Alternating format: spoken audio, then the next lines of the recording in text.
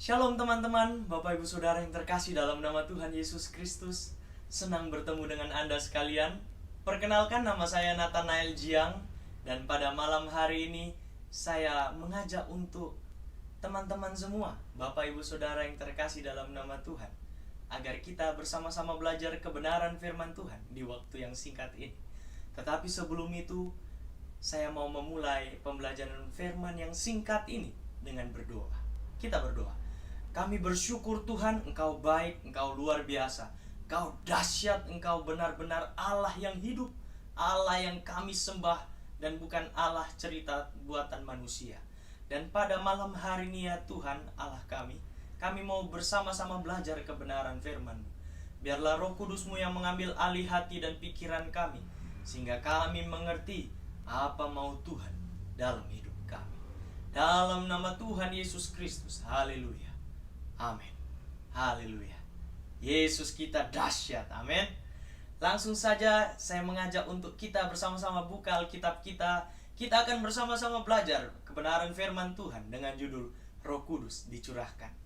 Kita buka di dalam kitab Yoel pasal yang kedua, ayat yang ke-28 dan 29 dengan perikop hari Tuhan. Kita baca di ayat yang ke-28. Kemudian daripada itu akan terjadi bahwa aku akan mencurahkan rohku ke atas seluruh umat manusia. Maka anak-anakmu laki-laki dan perempuan akan bernubuat. Orang-orangmu yang tua akan mendapat mimpi. Teruna-terunamu akan mendapat penglihatan-penglihatan. Juga ke atas hamba-hambamu laki-laki dan perempuan akan kucurahkan rohku pada hari-hari itu. Bapak Ibu Saudara yang terkasih dalam nama Tuhan, janji Bapa ini telah digenapi di atas loteng Yerusalem hingga sekarang. Amin.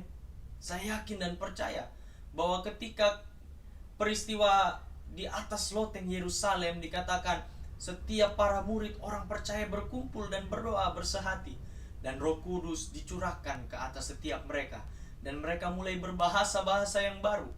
Bahkan orang-orang di sekeliling mereka tercengang-cengang oleh karena kedahsyatan dan keajaiban yang Tuhan kerjakan melalui hidup mereka. Tetapi sebelum itu saya mengajak untuk kita baca di dalam Kisah Rasul pasal yang pertama, ayat yang ke-8. Kita baca bersama-sama. Ketika Yesus mulai terangkat ke sorga, dia mengatakan, "Tetapi kamu akan menerima kuasa kalau Roh Kudus turun ke atas kamu. Dan kamu akan menjadi saksiku di Yerusalem dan di seluruh Yudea dan Samaria dan sampai ke ujung bumi." Amin. Bapak Ibu Saudara yang terkasih dalam nama Tuhan, Yesus naik ke sorga, menyiapkan sorga bagi kita. Roh Kudus turun ke dunia, menyiapkan kita bagi sorga. Artinya Bapak Ibu, bahwa Tuhan tidak pernah meninggalkan kita, bahwa Tuhan selalu setia dengan perjanjiannya. Dia tidak pernah ingkar akan perkataannya, melainkan apa yang dia firmankan selalu dia genapi. Amin. Dan firman Tuhan dengan jelas mengatakan bahwa aku akan menyertai engkau sampai kesudahan zaman. Dari sini dapat kita melihat bahwa Tuhan Yesus yang kita sembah adalah Tuhan yang dahsyat dan ajaib.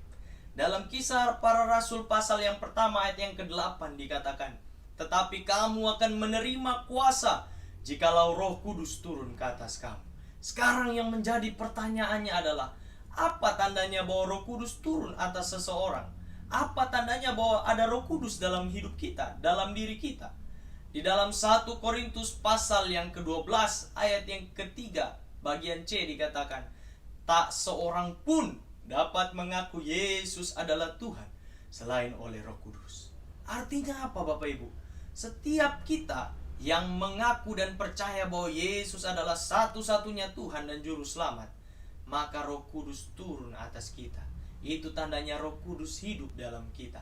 Itu tandanya Roh Kudus sudah turun atas hidup kita, atas diri kita.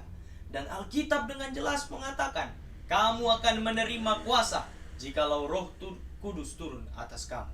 Dan dari sini kita dapat ketahui bahwa setiap orang yang percaya ada Roh Kudus di dalamnya. Amin.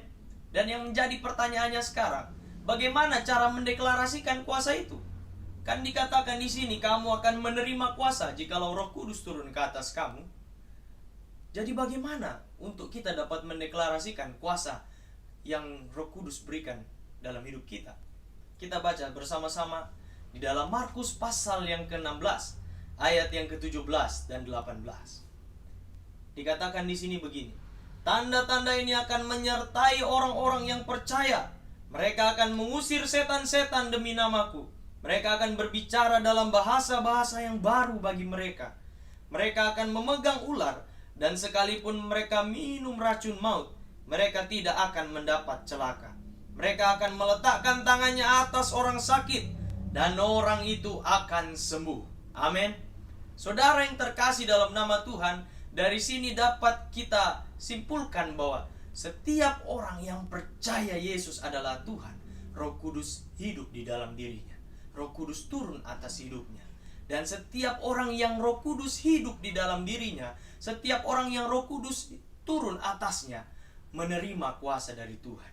Dan kuasanya dengan jelas dikatakan ada 4 di sini, yaitu mengusir setan demi nama Tuhan, berbicara dalam bahasa-bahasa yang baru, yaitu bahasa roh.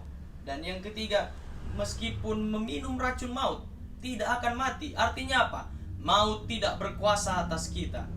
Dan yang keempat, dikatakan mereka akan meletakkan tangannya atas orang sakit, dan orang itu akan sembuh.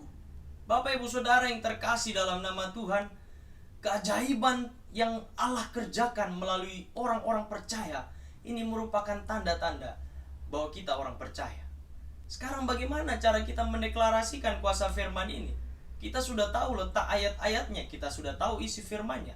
Tetapi kita baca di ayat yang ke-20.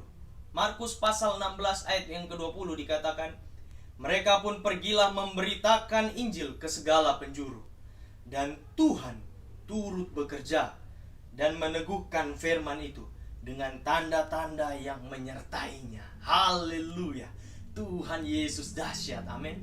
Bapak Ibu Saudara yang terkasih dalam nama Tuhan, meskipun kita tahu bahasa Ibrani, bahasa Yunani sekalipun, sampai bahasa-bahasa kuno sekalipun dari Alkitab, tetapi kalau kita tidak menceritakan Injil, maka kuasa Tuhan tidak akan terjadi atas hidup kita. Jika kita tidak menceritakan kabar baik yang telah Tuhan Yesus kerjakan, maka kita tidak akan pernah mengalami kuasa Tuhan dalam hidup kita. Oleh karena itu saya mengajak untuk setiap kita, orang-orang Kristen, terkhusus orang-orang muda Kristen, agar kita menceritakan kabar baik, memberitakan kabar baik. Setiap orang percaya harus menceritakan kabar baik.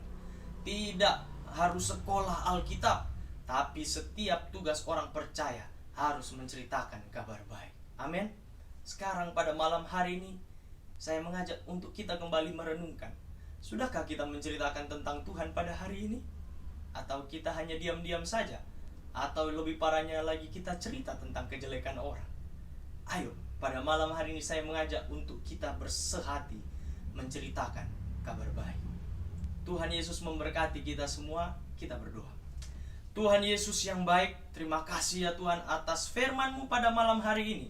Oleh karena kebenaran firman-Mu, kami dapat menyadari ya Tuhan, bahwa banyak yang harus kami lakukan agar supaya tugas yang Tuhan berikan dalam hidup kami dapat kami selesaikan dengan baik.